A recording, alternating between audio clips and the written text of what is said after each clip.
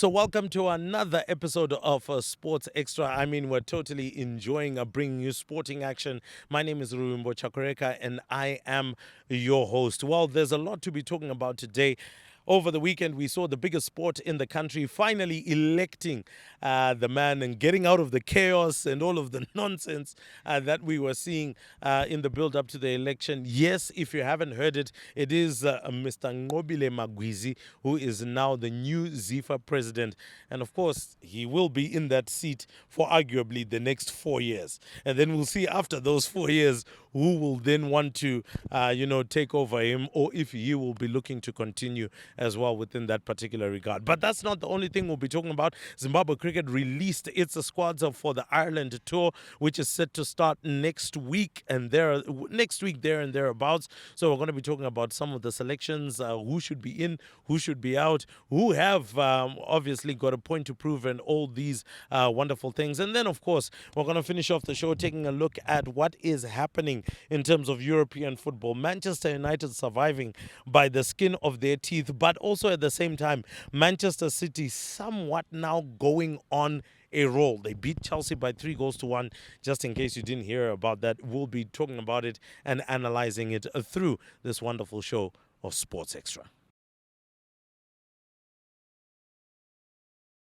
All right, so welcome back. Thank you very much for joining us each and every week as we're delivering all of the sporting content to you. Discussion, analysis, thoughts, facts, opinions, all of it is a hodgepodge of what we usually have here.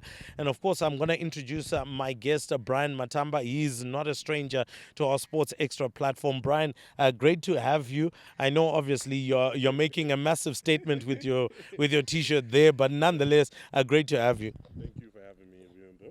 All right, so let's get straight into it. Mr. Nqobile Magwizi, he's in. Congratulations to him.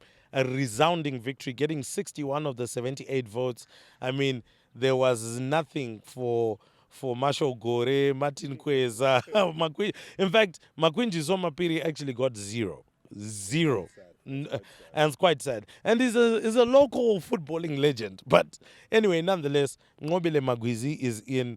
We won't talk about what happened before, what has led to this, but what is your major expectation of what Nqobile Magwizi needs to address to revive Zimbabwean football? I think we need to go back to basic. So I hope you invest a lot into grassroots football. And when we mean grassroots football, we also need, as a nation, to start targeting going to the Under-17 World Cup, Under-21 World Cup. We should not always be focusing on Warriors only. If you look at all the nations that end up winning, let's say, AFCON over a long time, or the World Cup at the bigger stage, they would have had a good Under-20 or Under-17 side, which becomes the nucleus for a long-term project. So I think Mr. Magwizi should focus more on grassroots going forward, and also make sure that we should get football back, because right now we still play our games away from home as the Warriors. So I think those are the two main areas I think he should focus on.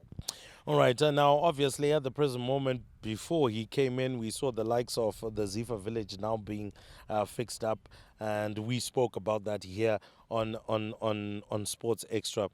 But him coming in, he's obviously got two vice presidents, Loveness Mukura. We know her roots coming from Herentals Football Club. And then we've also got Mr. Kenny Ndebele coming from the PSL. I mean, he was confident enough to have resigned from PSL. Now he's at ZIFA. What kind of contribution are you expecting from them as well?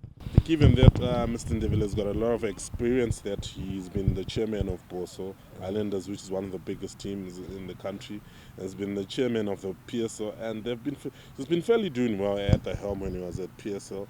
So I think he brings that sort of football experience and acumen, and we'll be hoping, since he knows what happens at clubs, we also introduce maybe a junior league, because of lately we don't have a junior league. We last had it a long time ago.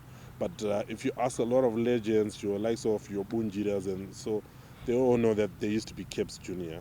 So I think we also need to now form a junior league where we make it mandatory that each and every team that's in the top flight should have a junior team. Oh, yes, most definitely. And when it comes to women's football, Loveness Mukura has got a lot of work to do. It's a whole lot of work, and I really feel sorry how the women in Zim football have been treated. And it's one area I think for these new brooms who are in charge, it's one thing they need to change.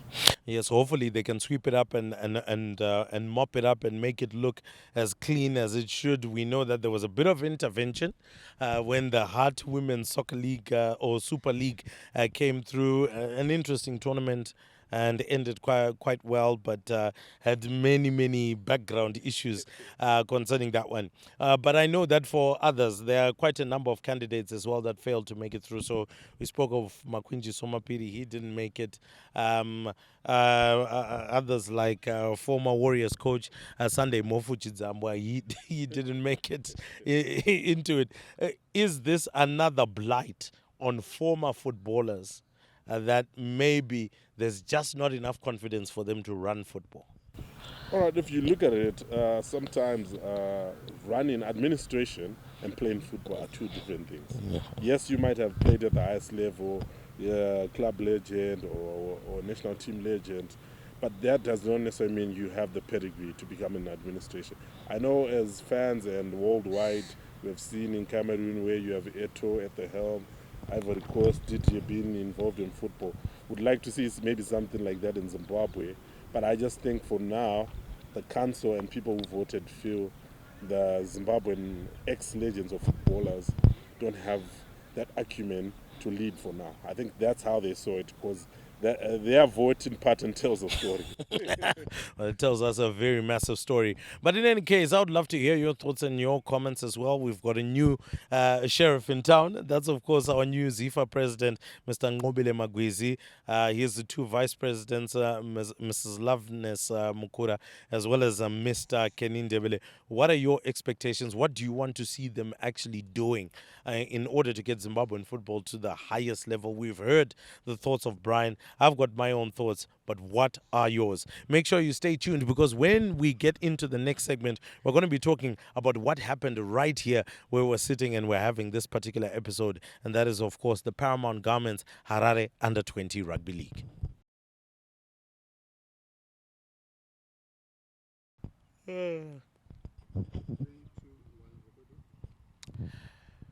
So, over the weekend, we saw the Paramount Garments Harare Under-20 Rugby League taking place right here, back at the home of rugby. Well, the home of the Red Lion. I know old Hararians will say we are the home of rugby. Old Georgians will say we are the home of rugby. Even if you go to police grounds, they'll say we are the home of rugby. Everybody wants to be the home of rugby. But anyway, Harare Sports Club were the hosts this weekend. And I think first and foremost, Brian, the bigger question, round two, are we impressed with improvements, or is there still a lot more work to be done by these teams? I think there's still a lot of work to be done, because if you notice that as much as we're in round two, it's like we're still kind of like in pre-seasons. Certain teams are not really firing at all cylinders, as much as the score may seem like they were runaways. But when you look at the actual performance, some of them are not yet up to scratch. There are too many knock-ons. The fluidity of the game is not yet up there. So I'd say it's work in progress. We're not yet up there, but just looking at the teams that are in the league and how it has gone so far, it looks like the big three are still the big three. No changes around that one. Right, so, okay, let's zone in. Obviously, you took an overall swipe at everybody, but let's now look at the big three. Have they shown that they deserve to win this one? And I believe that at this particular moment, if we're mentioning a big three, there's one big club which is going to say, why are we not part of the big three, and why is it not big four? You've got a Pitbulls, you've got an Old Georgians, and I would hasten to say those that are looking a bit more fluid right now are this home side, Harare Sports Club, as compared to Old Hararians. Have they shown that they deserve this trophy? I think Harare Sports Club are the dark horse in this season, because on paper they don't look like they're strong, but as a team they've been playing much better. But on paper, the team that looks the strongest is the Old Georgians. But they've won, but I'm still not yet convinced. I haven't seen them play a Pitbulls and really see some flow in rugby. So eventually when they meet Pitbulls or when they meet Harare Sports Club, we'll then really see that are they really strong or it's just names.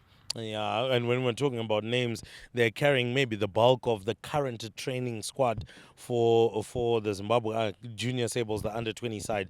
So let's just see how that one will definitely go. Now let's focus a little bit more on our game of the week for this week. We were looking at Zambezi Steelers taking on Old Ararians. One would have felt that they would have had a better chance of winning, but they fell 33-15. I know I've seen a couple of social media comments. Maybe the Old Ararians tried. The last one wasn't right up there. But looking at Zambezi Steelers right now, it's now 2 losses on the trot. Yes, they've been able to put in some points, but where do you think maybe at the present moment they might not just be able to match some of the bigger sides? I think the one thing where Zambezi Steelers is struggling in second half. If you look at both games, they've played fairly well in the first half, but second half it might be more of a fitness thing and lack of endurance. So that's one area they need to work as a team. If they can perfect their second half, eventually they can try and cause an upset among one of the big threes. But as long as they don't work on their second half performance, it might be a long season for the Steelers. And considering that it is their first season at the top table, at the big boys table, do you see them going back to Division One rugby, or do you feel that they still do have a chance to stay up? I think they'll survive. They'll knock out one or two teams, which we all know. I fancy them to beat Zimbiru and Northern Chiefs. I fancy Steelers to win those games. So I still think they'll stay up. Hopefully, maybe they'll have a better season next year. But I see them staying up. All right, and obviously, finally, before we run away from this one and talk about cricket, we're taking a look at the likes of Zimbiru Titans. Unfortunately, it has been a massive pasting for the first 2 games, 67-0 against Old Georgians, and then 106-0 against Pitbulls. Surely that's not good reading for Zimbiru Titans. Yeah, it's not good reading, and it's not healthy for the league when we see a team losing by 60 odd points plus every week. It then kills the competition. But kudos that they actually have a team in a top flight. So yeah, it's gonna be a hard season. Maybe they should look at maybe the Chiefs game to target that one, but I don't see them winning any other game. Well, it's going to be tough times. Let's see how it all goes. There are also the likes of Marondera Talons who are in there. Also the likes of Northern Chiefs, as you've rightfully pointed out. Let's see how they do against them. Now, make sure that you stay tuned on Sports Extra, as we're going to be giving you updates. We're also going to be giving you games for this particular weekend, how they went down. And I'm sure you'll definitely enjoy some of the tries scored and the rugby that was played. Now, let's move over to cricket quite quickly here. And Zimbabwe Cricket have announced their sides that are going to be playing all 3 formats. That's Tests, ODIs, and one-day internationals against Ireland. Of course, the test matches are going to be played. The test match is going to be played down in Bulawayo, and then of course all the limited overs matches then come back to Harare. Any surprises on the selection?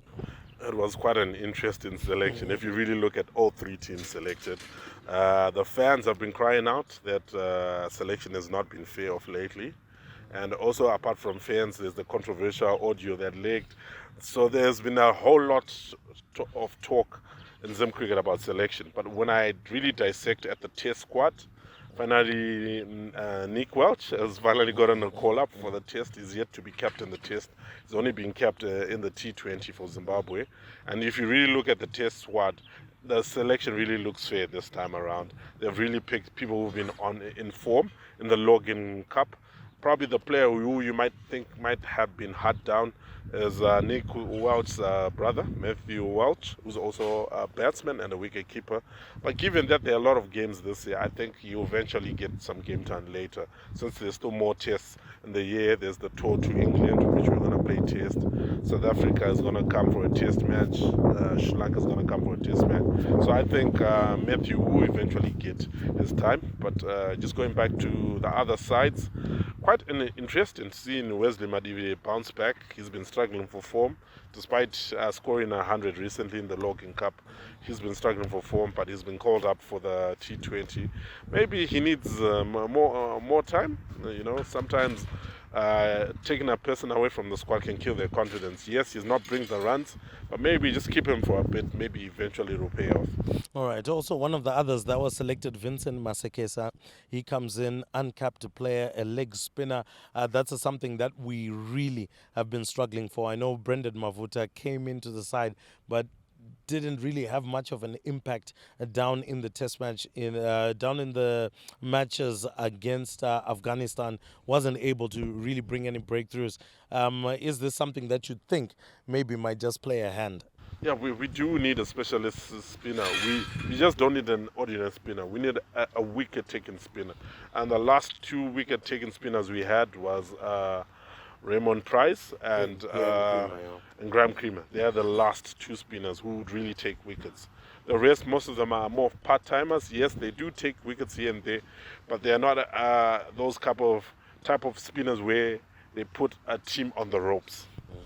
All right, and one particular, addition in the side, someone who's been struggling for form in the national team, but has gone on and found form somewhere else. Ryan Burl, how much of a good time is he having at the Bangladesh Premier League right now? And then everybody will wonder, why didn't you do that against Afghanistan? No, the problem, if you look at the Afghanistan series, Ryan Bell looked like he was lacking confidence. Even his strokes, everything he did during that series, he looked like a man who's down. So maybe that move to the BPL maybe brought a new lease of life, because we all know he's a fine strike off the ball. And T20 is more of his format, because he likes to hit the ball.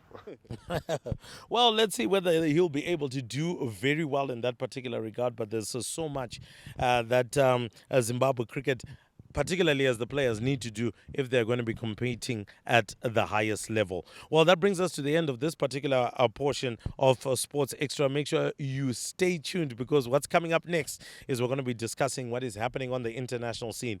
Is Ruben Amorim right that Marcus Rashford is not pulling up his socks? Or is he wrong? Is he scapegoating? Well, stay tuned for more.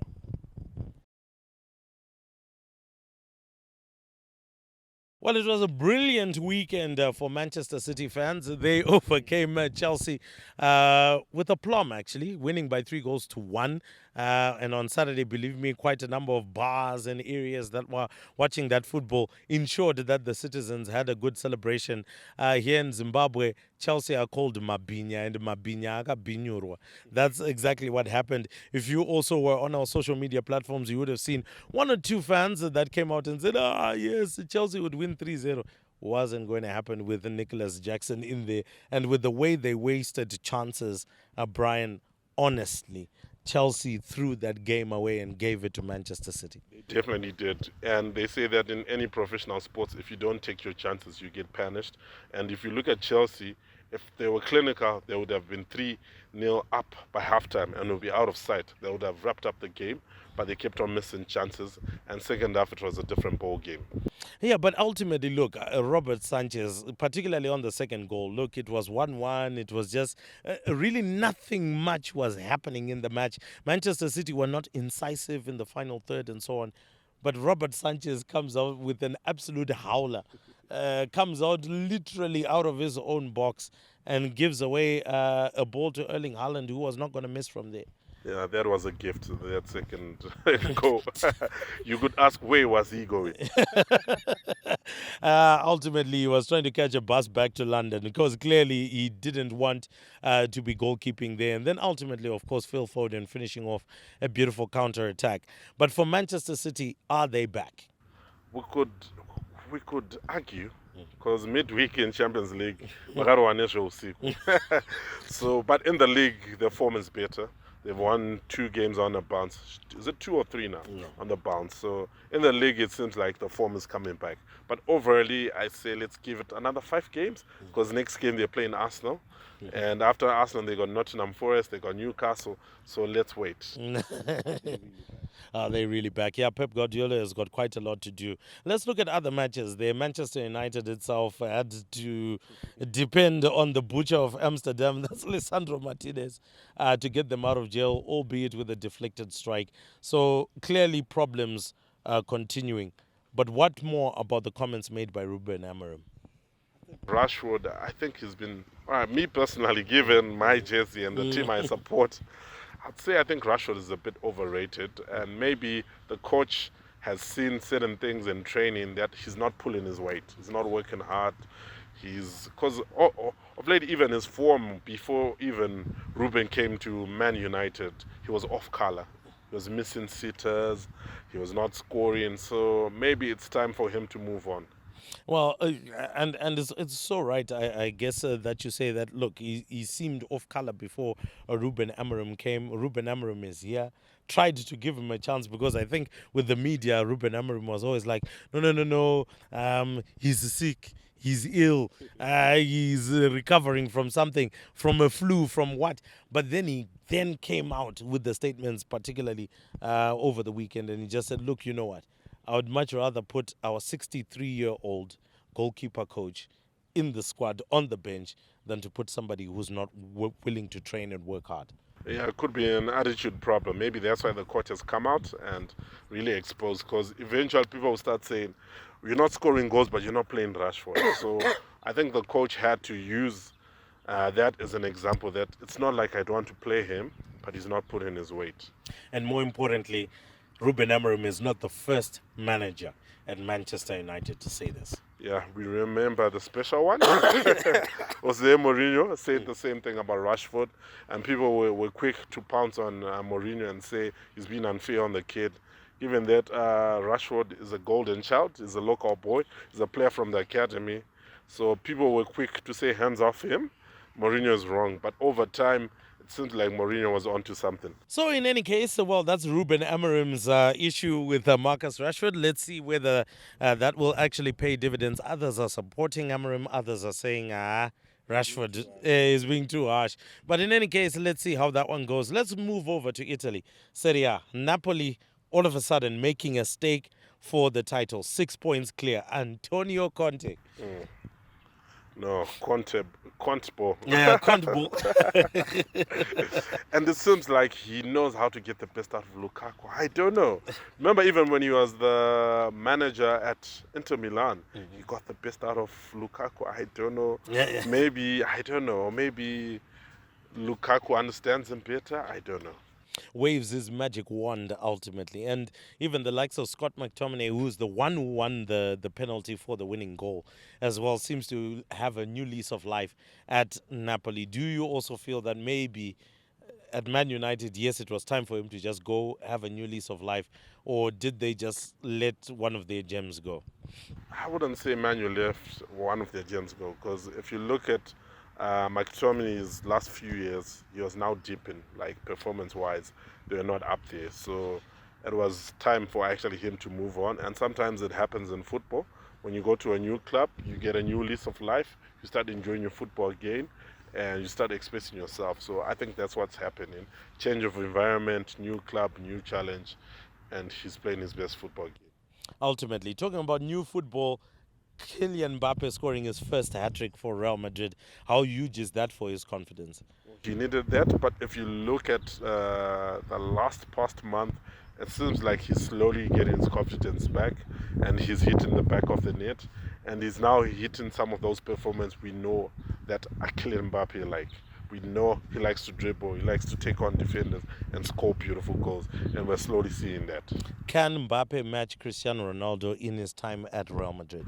I think we'll be putting pressure on him. It's too early, because even if you look at Cristiano, as much as he was brilliant, Cristiano really picked later on into his life, and he started giving those performances season in, season out. But if you look at Cristiano when he was in his mid-20s, he wasn't hitting like world groundbreaking stats. He was still an okay player, but he got better with each year. All right, so no pressure from Brian to Kylian Mbappe. I'm putting the pressure. I want to see him break those records. But anyway, let's move over from football and wrap it all up with the Australian Open. Now, many would have thought, Novak Djokovic, Carlos Alcaraz, and, on the women's side, and Aryna Sabalenka, Coco Gauff, and Naomi Osaka. No way. Madison Keys comes out of absolutely nowhere, wins her first Grand Slam. Huge, Brian. That's huge. I think we're in a new era of tennis where, yes, we've got our favorites, but I think for the next couple of years, we're going to have one or two shocks in the Grand Slams where you find a new winner who's never won it, or your regulars here and there, because we're in an era where there's none who's really dominating. We've come from an era where you had your Serena Williams, and the rest, but that era is past, and your Venus, and we're now in a new era. So it's going to take time for us to have like an outright person who's going to be dominant on the women's side.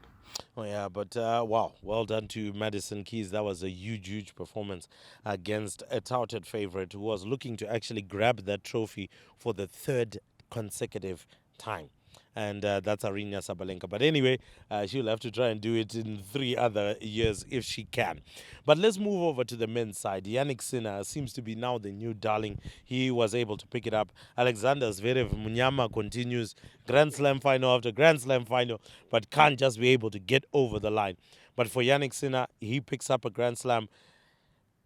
Is he slowly trying to move into that Nadal, Federer, Djokovic bracket? Of course, we can't say because he hasn't really hit like 10 Grand Slams or whatever, but it seems like whenever he just gets into a final, he's finishing it.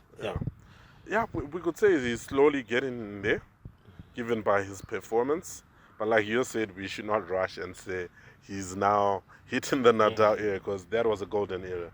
Your Nadal, your Djokovic, that was a golden era. All right, so let's talk about his treatment. I mean, he's won the Australian Open, but there was still discussion around, the doping side. The judgment has been delayed, but he's been allowed to play and things like that. Has he not been treated with kid gloves, considering how other tennis players have really been fried when it comes to the issue of doping? I think they've been a bit lenient with him. But maybe... Any particular reason why? But my conspiracy theory is he's still a crowd drawer, viewership and attendance-wise. So probably they've tried to handle, since, like we're saying, he started to be the next Nadal or the next, Djokovic. So probably they've treated it a bit lenient because they still need people to draw viewership, So probably it's my conspiracy. Doping is doping, guys. Whether you ingested, it was by mistake, doping is doping. That's just me. That's the conclusion of my matter. But nonetheless, we can always hear from you, your thoughts, your comments, as well as your response. But that brings us to the end of this week's episode of Sports Extra. Of course, this coming week, we've got so much to be expecting and looking forward to when it comes to swimming. The Junior National Championships are coming. When it comes to tennis, we've got Davis Cup action. Zimbabwe is going to be involved in that. We've also got some cricket action, which is going to be coming through on the domestic scene. We've got rugby action as well. So literally, the doors to local sport are now beginning to open up wide. So make sure that you tune into Sports Extra on our YouTube channel, Facebook page, Instagram handle, as well as on X and TikTok. We're there everywhere. So make sure you like, you share, you comment, you subscribe, and of course, would love to see your responses. Thank you again to all of you that have been able to subscribe to our YouTube channel. It continues to grow. We would love to see more and more of you coming through, also on Facebook, as well as our other social media platforms. My name is Ruimbo Chakureka. I'm your host, and a great big thank you to Brian Matamba as well. Oh, yes. And of course, we will be bumping with you, our wonderful fans, in the sporting arena. But until next time, cheerio.